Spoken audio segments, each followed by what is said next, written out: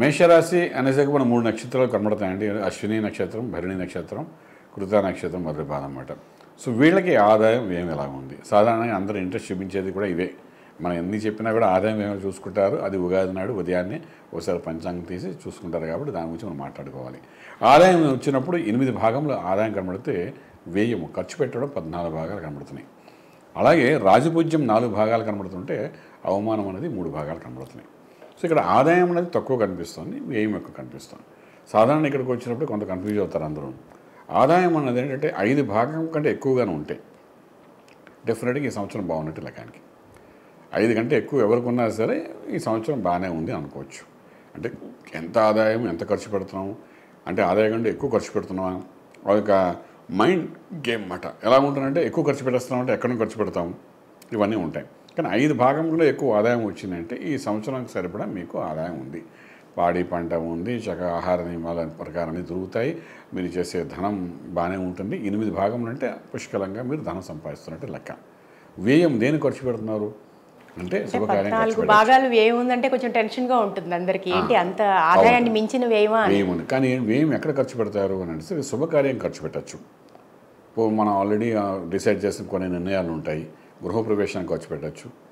ఎందుకంటే గురుడు కూడా మనకు మేషంలోనే ఉన్నాడు కాబట్టి మొదటి నెల రోజుల్లోని గురుడు మేషరాశిలోనే ఉంటాడు కాబట్టి మే 1 వరకును ఏదైనా అంతవరకు గురుబలంతో కొన్ని శుభకార్యాలకు నిర్ణయాలు తీసుకోవచ్చు. దానికోసం ఖర్చు పెట్టచ్చు.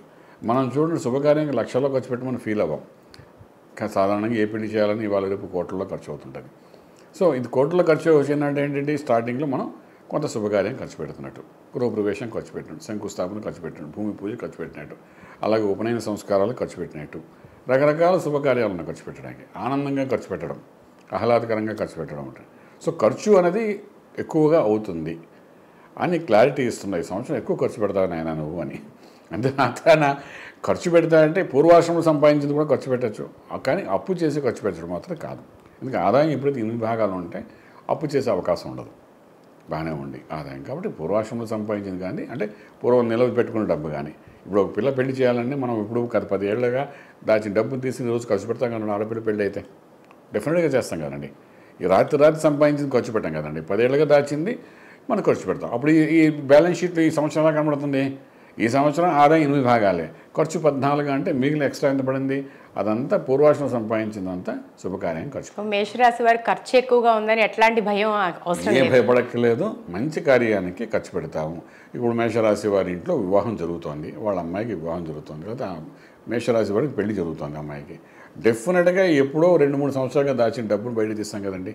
నగా నట్ర అన్నీ తీస్తాం కదండి, తీసి ఖర్చు పెడతాం. అప్పుడేంటి ఖర్చు ఈరోజు సంపాదించింది అది కాదు కదా, ఎప్పుడో సంపాదించింది ఖర్చు పెడతాం. సో ఖర్చులో మనకు ఎక్కువ కనబడుతుంది శుభకార్యం చేసినట్టుగా. అంత మాత్రాన మనం ఏదో నష్టపోతున్నాం అని కాదు, శుభకార్యాలు చేస్తారు, మంచి ఖర్చు జరుగుతుంది అంటే భయపడక్కర్లేదు. అలాగే గౌరవం 4 భాగాలు అన్నాం, అవమానం 3 భాగాలు చెప్తాం. అంటే ఇక్కడ గౌరవపరమైన పనులు చేస్తామని చూపిస్తాం. కారణం ఏంటంటే మొదటి మాసంలోనే మనకు ఏప్రిల్ 9వ తారీఖు నుండి మే 1 వరకు మేషరాశిలోనే బృహస్పతి ఉంటాడు. బృహస్పతి ఉన్నప్పుడు శుభకార్యం చేయడానికి కానీ గౌరవపదంగా మధ్యవర్తిత్వం వహించేటప్పుడు మన యొక్క నిర్ణయాలకి ఒక బలం పెరగడం కానీ దాని వల్ల సొసైటీలో ఒక మంచి పేరు సంపాదించుకోవడం కానీ జరుగుతుంది. గురుడు కొంచెం మారిన తర్వాత చిన్న అవమానకరమైన పరిస్థితులు కూడా ఏర్పడతాయి. ఏదైనప్పటికీ గౌరవం అనేది 4 భాగాలు ఉన్నాయి కాబట్టి ఈ సంవత్సరం ఎంతో గౌరవపరంగా మంచి పేరు సంపాదించుకుంటూ మేషరాశి వారు ఉంటారు. ఏమాత్రం భయం. ఇక సంవత్సర ఫలాలు తీసుకుంటే గురుగారు, మనం లాంగ్ టర్మ్ ప్లానెట్స్ అయిన గురువు, శని, రాహుకేతువులు ఈ 4టిని తీసుకొని సంవత్సర ఫలాలు మీరు చెప్తూ ఉంటారు కదా. ఇక గురువు గారు మే 1వ తారీఖు నుంచి ద్వితీయంలోకి వెళ్ళబోతున్నారు. దేవగురువు అయిన బృహస్పతి ద్వితీయ స్థాన సంచారం అద్భుతం కదా. సో ఎలా ఉండబోతుంది అంటారు వీరికి? అద్భుతం అనేది బాగుందండి. శని యొక్క దృష్టి మేషరాశి మీద పడ్డాము, ఇప్పటి వరకును 3వ భావంతో మేషరాశి మీద పడ్డాము. అలాగే మనకు బృహస్పతి కుటుంబ స్థానం, ధనము, కుటుంబము, వాక్, విద్యాస్థానంలో ఉండడము. అంటే ధనపరంగా, కుటుంబపరంగా, వాక్పరంగా, విద్యాపరంగా అంటే ఏ విద్యలో ముందుకు వెళ్ళాలనుకుంటే విద్య అంటే చదువు అని కాదండి, మనం చేసే కళలన్నీ కూడా విద్యలే. 64 కళలు విద్యలే. లలిత కళలు కూడా విద్య కింద వస్తుంది. అంటే డ్యాన్స్, భరతనాట్యం చేసేవాడికి అది విద్య, సంగీతం పాడేవాడికి అది విద్య.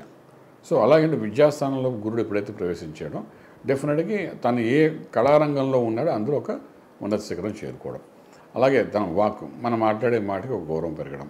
అలాగే లిటరేచర్, ఇంగ్లీషు, తర్వాత ఇప్పుడు మనం చూసే స్పీచెస్ ఇచ్చేవాడు అంటే ప్రవచనాలు చెప్పేవాళ్ళు ఉంటారు, తర్వాత ప్రొఫెసర్స్ ఉంటారు, టీచర్స్ ఉంటారు, అలాగే సైంటిస్టులు ఉంటారు. ఇలాంటి వాళ్ళందరికీ కూడా ఒక గౌరవప్రదమైన స్థితి ఏర్పడడం. ధనము, కుటుంబపరంగా ఒక గుడ్ రిలేషన్ డెవలప్ అవ్వడం, వాక్కు, విద్య, ఈ 4 డెవలప్ అవుతాయి. కాబట్టి డెఫినెట్గా గురువు మే 1 నుండి ఎప్పుడైతే వృషభంలోకి ప్రవేశిస్తారో ఇది ఒక అడ్వాంటేజ్ ప్లస్ పాయింట్ కింద మనం చెప్తాం.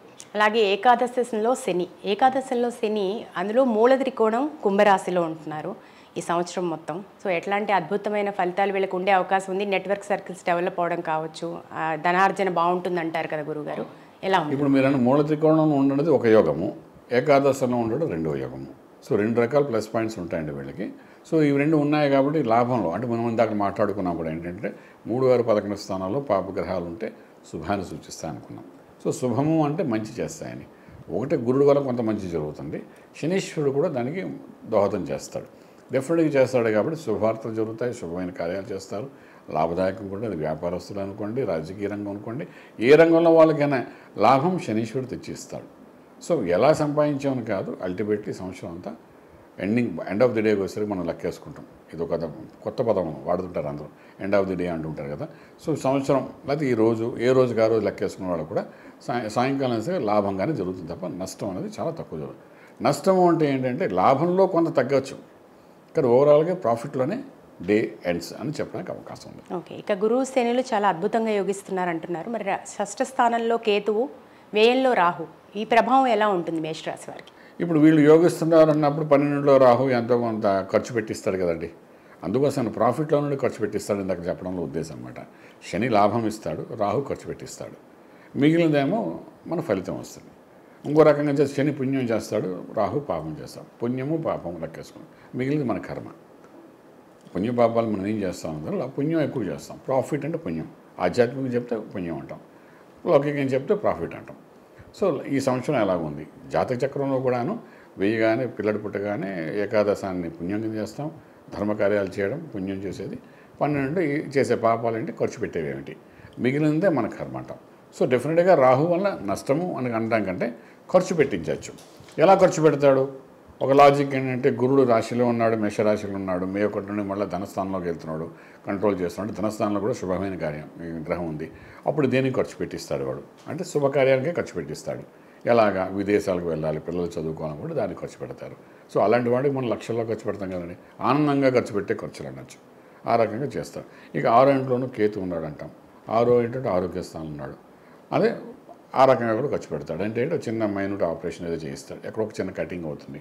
ఆడవాళ్ళకంటే గైనిక్ దగ్గర అవ్వచ్చు, మగవాళ్ళంటే అలాంటి తెచ్చాను. అది మళ్ళీ జాతకాన్ని చూడాలి, వివరంగా చూసి ఏదో రకంగా ఒక చిన్న మైనూట్ ఆపరేషన్ చేసి దానికి మందులకి అంటే ఏమైంది, మందుల కోసం ఖర్చు పెట్టేస్తాడు, ఆపరేషన్ కోసం ఖర్చు పెట్టిస్తారు.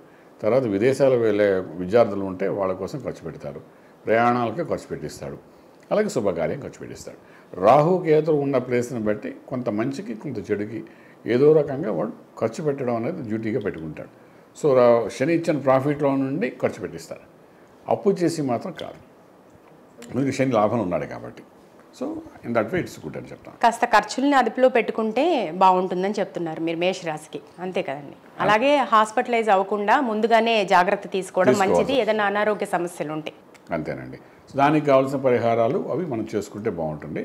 అలా చేసుకుంటూ ముందుగానే మేషరాశి వరకు వెళ్తే, ఫర్ ఎగ్జాంపుల్ వీళ్ళకి శనితో లాభం ఉంది, రాహుకేతుల వలన ఖర్చు కనబడుతున్నాయి, ఆరోగ్యాన్ని చూస్తున్నది రాహుకేతులు కాబట్టి వీళ్ళిద్దరిని విశేషంగా పూజ చేసుకోవడం, రాహుకేతులకు సంబంధించిన దానాలు ఇచ్చుకోవడం, వాళ్ళకి సంబంధించి జపం చేయడం, రాహుకాలంలో దీపారాధన చేసుకోవడం, ఇలా రకరకాలుగా మనకు రెమెడీస్ అంటే 100 రకాల రెమెడీస్ ఉంటాయి. అది మళ్ళా దశను బట్టి జాతకరీత్యా ఇది ఎంతవరకు సహకరిస్తుంది ఆపోజిట్ ఇవన్నీ చూసి దాన్ని బట్టి రెమెడీస్ చెప్తాం. దానికి వాళ్ళు పర్సనల్గా ఎప్పుడైనా కాంటాక్ట్ చేసినప్పుడు వీటైలా పడతాడు. బేసిక్ అంటే రాహుకేతులు ఖర్చు పెట్టేవి, గురుడు శనీశ్వరుడు యోగించేది ఈ మేషరాశి వారికి. సో దాన్ని బట్టి మనకి ఏమైనా కష్టం వచ్చినట్టే మేషరాశి వారికి ఎందువల్ల వస్తుంది అంటే ఇబ్బంది పడుతున్నామంటే రాహుకేతుల వల్ల అని అనుకోవాలి. దానికి సంబంధించి సంస్కారాలు చేసుకుంటూ పోవాలి, పోతే డెఫినెట్గా సక్సెస్ లైఫ్ అనేది కనబడుతుంది చెప్తాము.